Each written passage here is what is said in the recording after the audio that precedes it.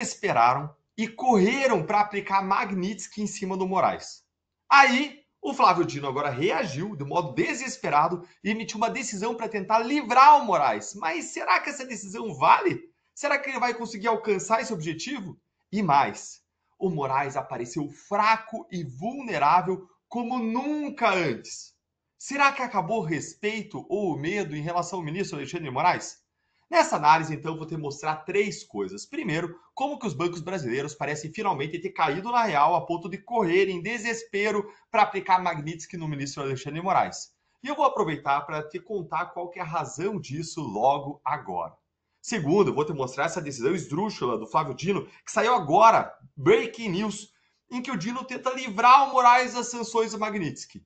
E terceiro, eu vou te mostrar como que o ministro Alexandre de Moraes ele apareceu fraco, vulnerável, como nunca antes, de uma maneira humilhante, provando como acabou grande parte do respeito, medo, temor que antes existia em relação ao ministro.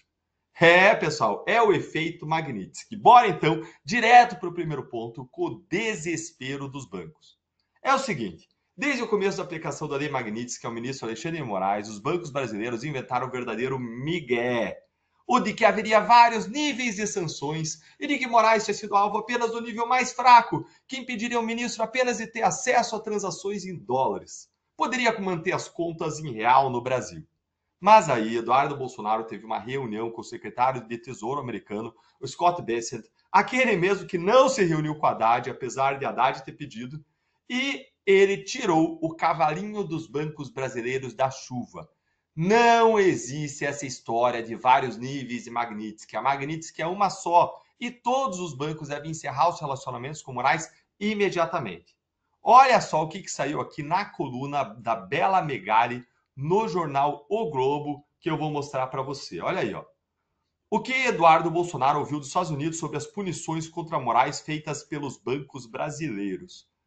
Interlocutores de Eduardo Bolsonaro afirmam que nas conversas de ontem com autoridades americanas, ele teve como resposta que essa visão dos bancos de só aplicar um pedacinho da Magnitsky está errada e que o correto seria o bloqueio total das contas e operações financeiras de Moraes. Eduardo deixou as reuniões com o sentimento de que ocorrerá uma ação dos Estados Unidos dirigida aos bancos brasileiros para cobrar a aplicação da lei. O parlamentar não sabe, no entanto, se optarão por um aviso ou se já aplicarão uma multa às instituições financeiras do Brasil. E isso deixou os bancos brasileiros absolutamente desesperados. Olha só o que apurou aqui a Letícia Casado em sua coluna lá no Portal UOL. Bancos brasileiros analisam contas de Moraes para aplicar a Magnitsky. Dá uma olhadinha aqui no que ela nos trouxe aqui. Os grandes bancos ficaram incomodados com os comentários de Eduardo Bolsonaro na quinta de que parece que não estão obedecendo à determinação do governo Donald Trump. Como se trata de uma situação inédita envolvendo uma legislação internacional complexa, existem regras de sigilo bancário no Brasil que também precisam ser observadas. As instituições financeiras não estão falando publicamente sobre as suas ações, mas têm agido para cumprir os requerimentos. Vocês entenderam, gente? Os bancos brasileiros claramente ficaram desesperados e correram para a imprensa para dar o recado de que sim, eles estão sim cumprindo a lei Magnitsky, porque a atuação do Eduardo Bolsonaro lá nos Estados Unidos para mostrar o descumprimento e os comentários do próprio secretário de Tesouro norte-americano de que estava tudo errado assustou os bancos, assustou os grandes bancos. E eles claramente eles não querem ter que pagar multas pesadas por culpa de Alexandre de Moraes, ou então pior, perder acesso ao SWIFT, o sistema financeiro americano. Esse parágrafo aí que a gente viu, gente, é uma resposta direta dos bancos aos comentários do Eduardo. É uma forma de apaziguar os americanos e deixar claro que, no final das contas, os bancos brasileiros vão sim obedecer a lei Magnitsky. Veja que eles falaram, a gente não pode contar por conta do sigilo bancário. E aí, deixaram o recado que estão sim cumprindo.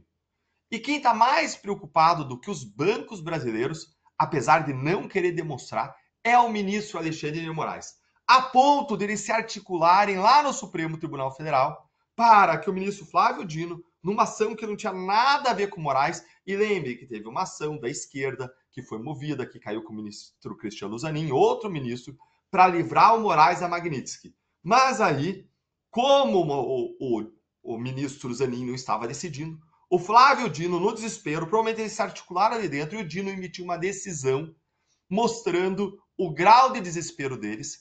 E é uma decisão basicamente equivalente a uma decisão em que o Supremo determinasse que a lei de gravidade agora não se aplica ao Brasil. determinando que agora, se você soltar um item qualquer, em vez de ele cair, ele vai subir.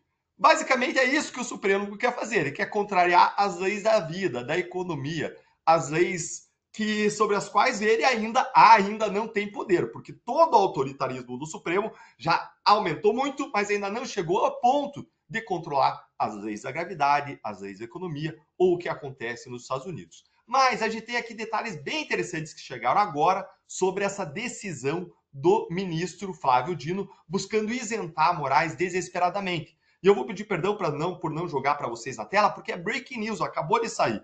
E olha o que ele disse.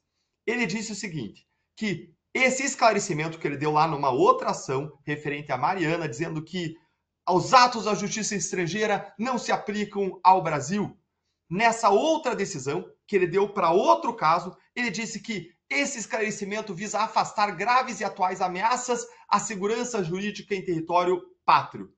Graves e atuais ameaças, ou seja, não diz respeito a esse outro caso antigo que ele estava julgando. E ainda ele completou dizendo o seguinte, quando da propositura desta ADPF, essa ação de descumprimento de preceito fundamental, eu considerei que não tinha urgência de dar uma decisão judicial mais exauriente sobre esses temas trazidos para o STF.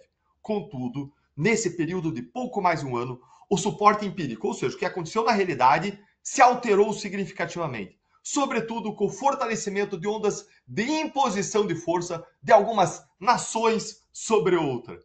Gente, é uma tentativa de impedir a aplicação da Magnitsky. E aí o Dino veio e barrou dizendo, olha, o que acontece, decisões de outros países não vão impactar o que acontece aqui no Brasil. Não tem soberania no Brasil.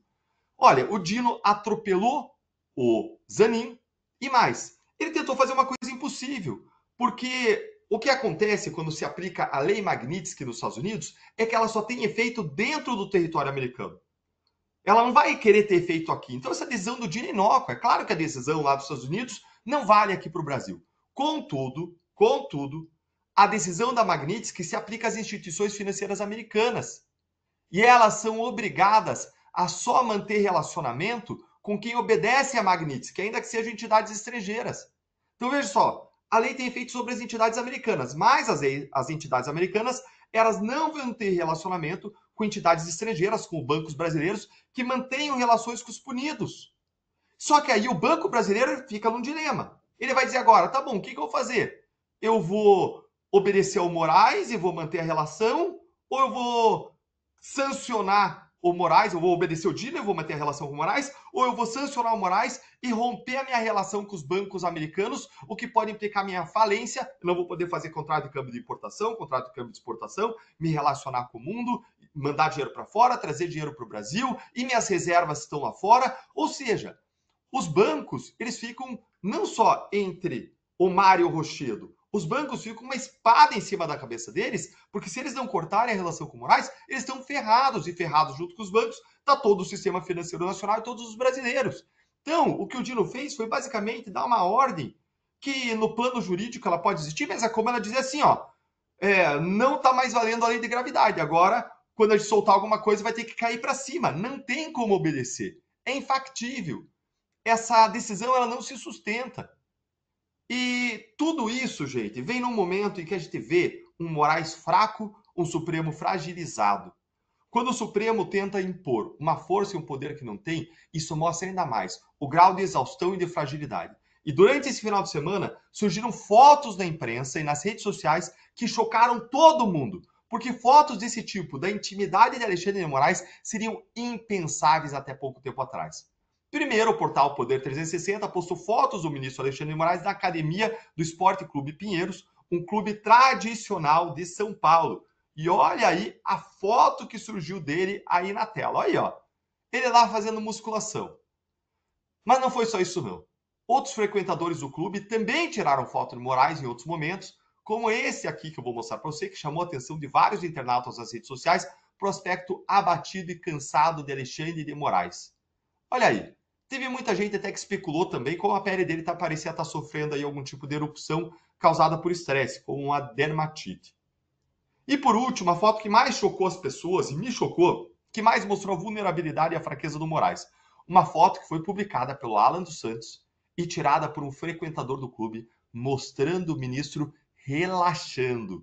Provavelmente numa antessala, numa sauna, um lugar que nem câmera tem. Olha lá essa foto aqui, o grau de exposição do Alexandre de Moraes.